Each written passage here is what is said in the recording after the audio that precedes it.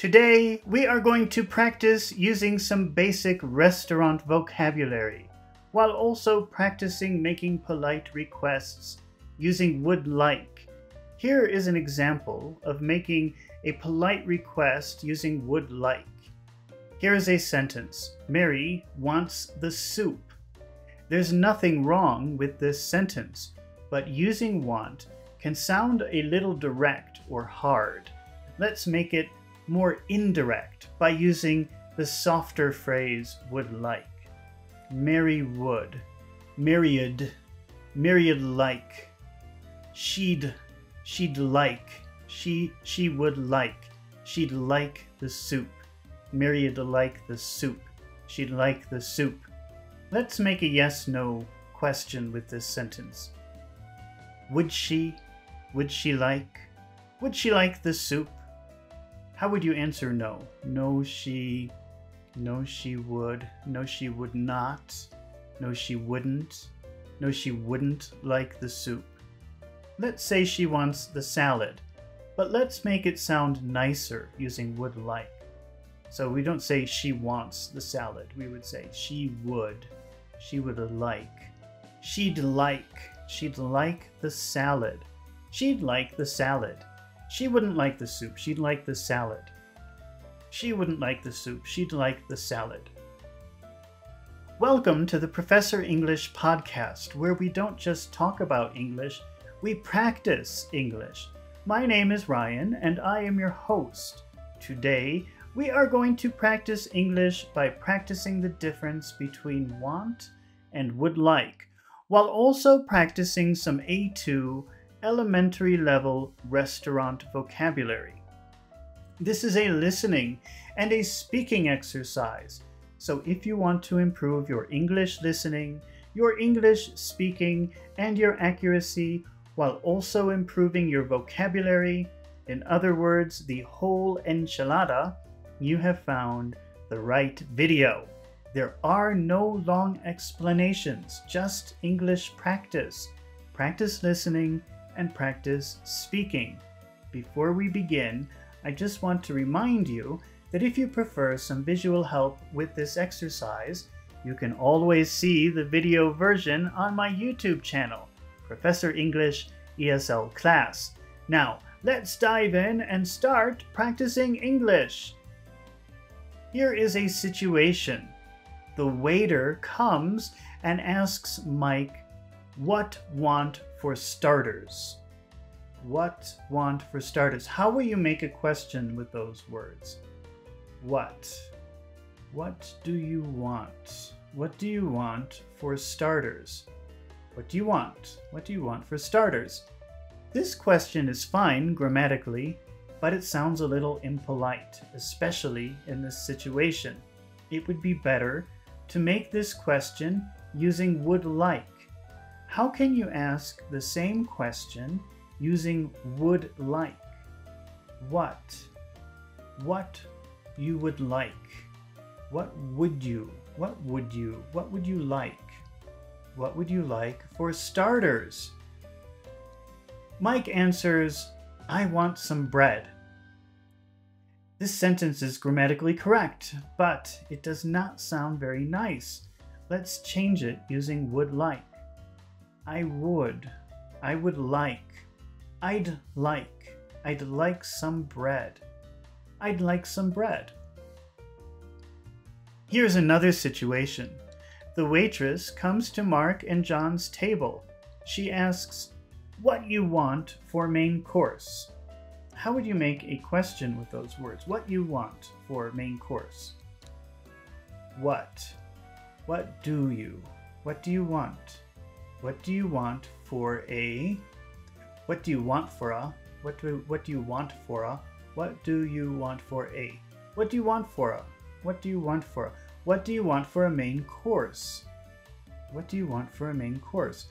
Grammatically, there's nothing wrong with this question, but it would sound much nicer using would like.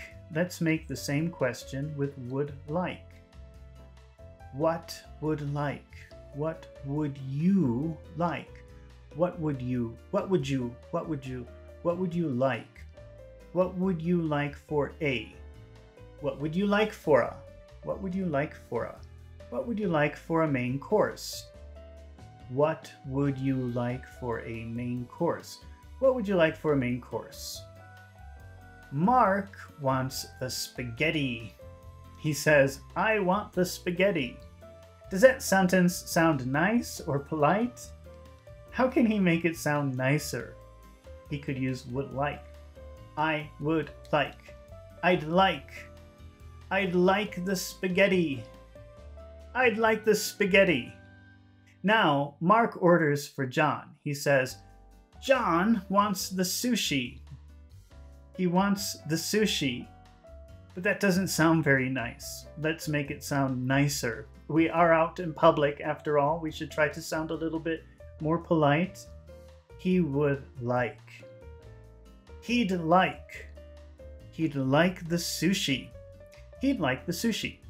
He'd like the sushi. I'd like the spaghetti, and he'd like the sushi. I'd like the spaghetti, and he'd like the sushi. I'd like the spaghetti, and he'd like the sushi for the main course. All right, you're doing a super duper job. Let's try another example. But before we do, I just want to remind you, if you find these exercises helpful, please take a moment to subscribe to my channel, Professor English ESL Class, so that you won't miss the next lesson. And if you are watching this video on YouTube, please take a moment to press the like button. It helps my channel so much and lets me know that you want to see more fluency and listening comprehension exercises just like this one.